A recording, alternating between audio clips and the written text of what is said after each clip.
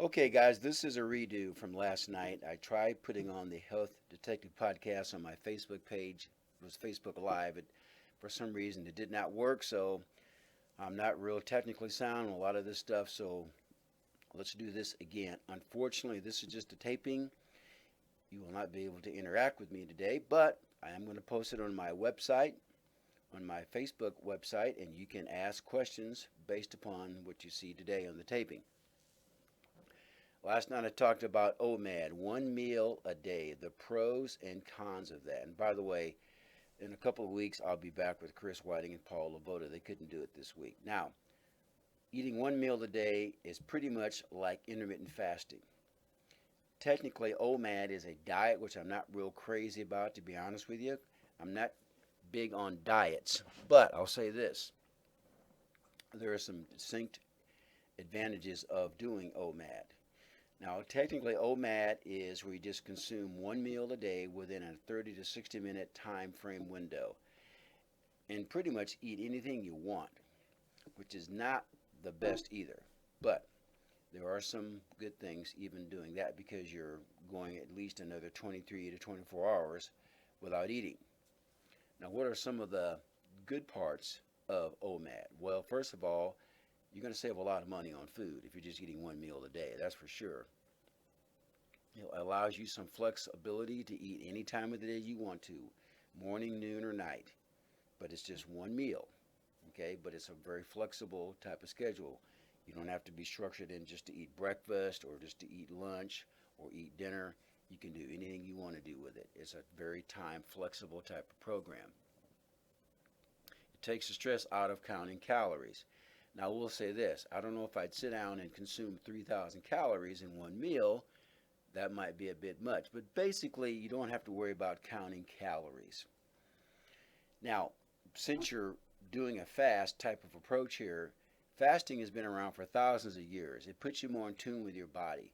Fasting is very spiritual, it's very relaxing, it's very meditative, and as I said, it's been around for probably since the beginning of time. People have been fasting for religious purposes to become more in tune with their spiritual God, with their Lord and Savior, and even for health and fitness reasons to cleanse the body. Okay, now the first 12 hours of any sort of fast, which is what OMAD is, you're mainly going to be using glycogen. Glycogen is just a byproduct of consuming carbohydrates. The next 12 hours, you're going to be burning stored body fat, which is what most people want today that are overweight. So the first 12 hours, you're burning mainly glycogen, especially if you ate a lot of carbohydrates the day before. The next 12 hours, the second set of 12 hours, the last set of 12 hours, I should say, you're mainly going to be using body fat, stored body fat in terms of energy. So there's two sources of energy that the body likes to use. Carbohydrates, which turns into glycogen, is a very cheap source of energy. Burning fat is a more expensive source of energy because it takes a little bit more work to get to those fat stores. Okay, now, which brings me to the next topic. Are you a sugar burner or a fat burner? This is a little bit off topic of OMAD. If you're a sugar burner, that means you're mainly consuming carbohydrates in your eating plan, your diet. If you're mainly a fat burner, that means you're consuming plenty of saturated fats and proteins.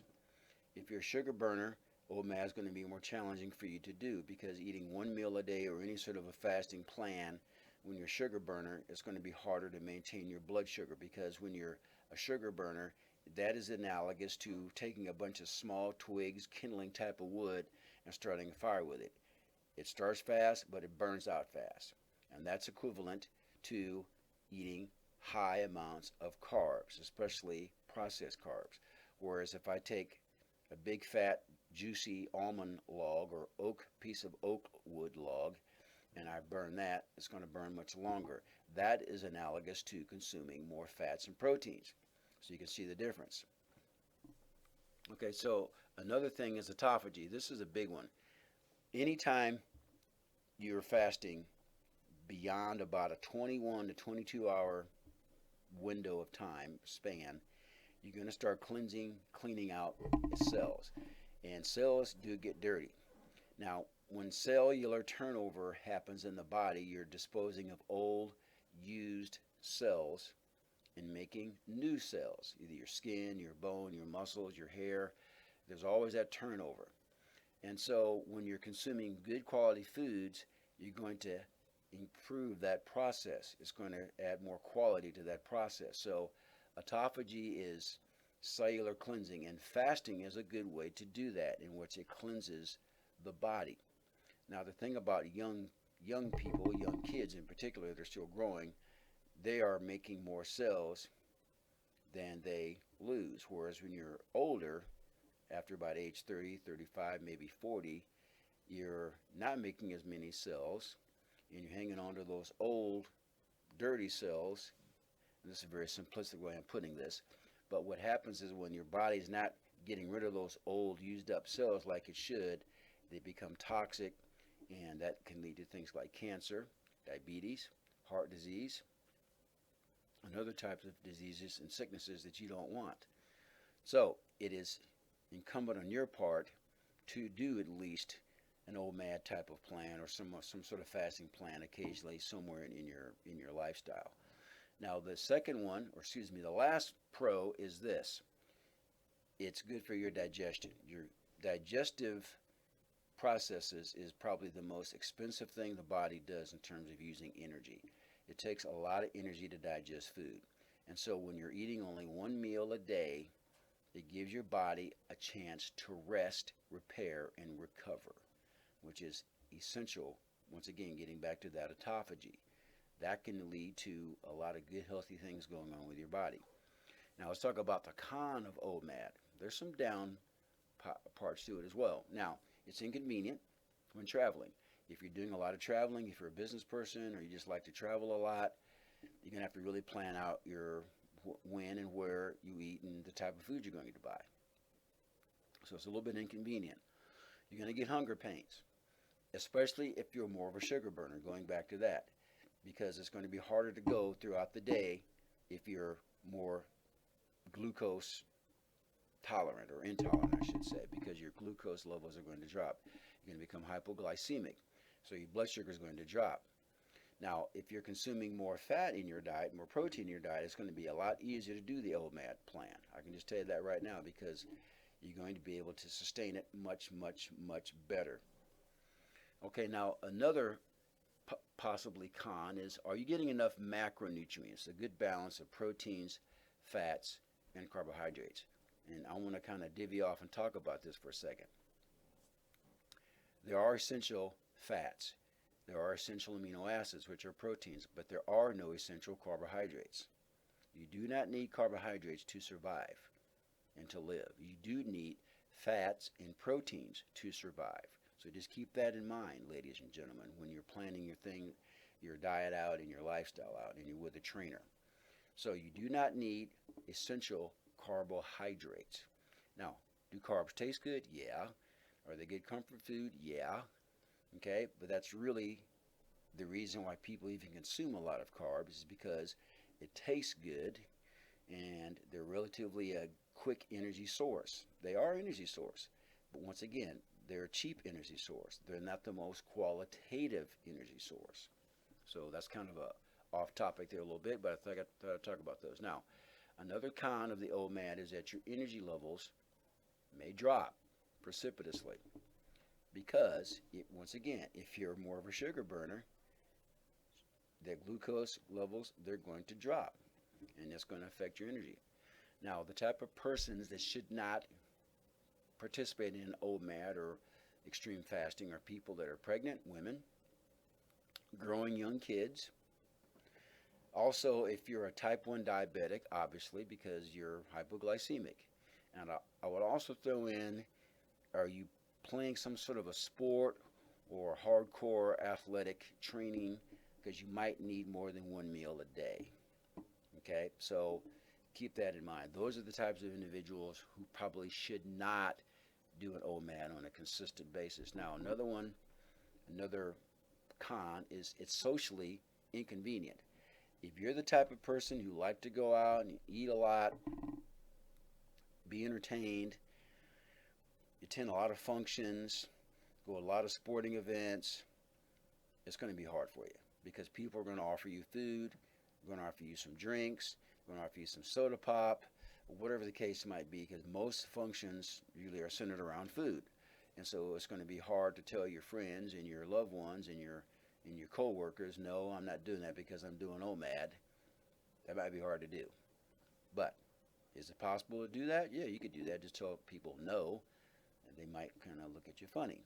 But it's socially inconvenient. Now, another one is that it takes time to adapt to the OMAD. Once again, especially if you're a sugar burner, it might take you 1 or 2 weeks to adapt to that because of all the hunger pains that you're going through.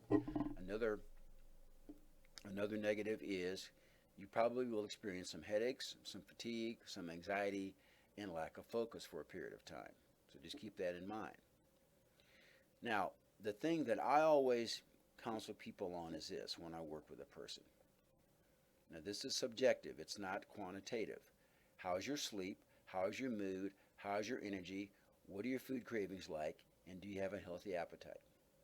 If any of those are out of balance, there's something going on, either with your diet, with your exercise plan, maybe there's some emotional stuff going on with you, but you have to evaluate what is causing you to get thrown off. SMEC, which is the acronym that I use: sleep, mood, energy, cravings, and hunger. Now, once again, if any of those are off, it could be something going on with your eating. So let's just say it is your eating. So if you're eating one meal a day and your SMEC is out of balance for, let's say, more than a week, you might want to reevaluate. Now, is eating one meal a day sustainable for the rest of your life? Yeah, it's possible, very much possible. Is it probably the most convenient? No. Is it ideal? Probably not, because we live in a society where food is almost worshipped. But you could survive on one meal a day. The thing that I would caution you on is this: getting back to those people who have to be a little bit more cautious, or women that are pregnant, kids that are growing, type 1 diabetics, if you're training for some sort of athletic physical event where you're just not getting enough energy source in your body, you might want to not do the OMAD. But for most people, yeah, you can survive on one meal a day. And you have to find the time of the day that works best for you. I trained a lady one time who told me specifically, I could just eat one meal a day in the morning and I would be all right with that. And that's how she was developed, how the good Lord made her. I myself, when I do the OMAD, I normally eat around 2 or 3 o'clock in the afternoon. That works best for me because in the morning it just doesn't work for me, or the evening. So you have to find out what time of the day is best for you to consume just one meal a day. Now I'll say this also about OMAD. You can eat just about anything you want, guys. You can do that technically.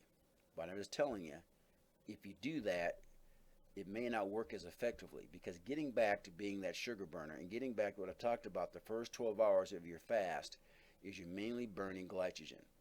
So if you convert mainly to eating fats and proteins, that 12-hour window becomes less and less and less.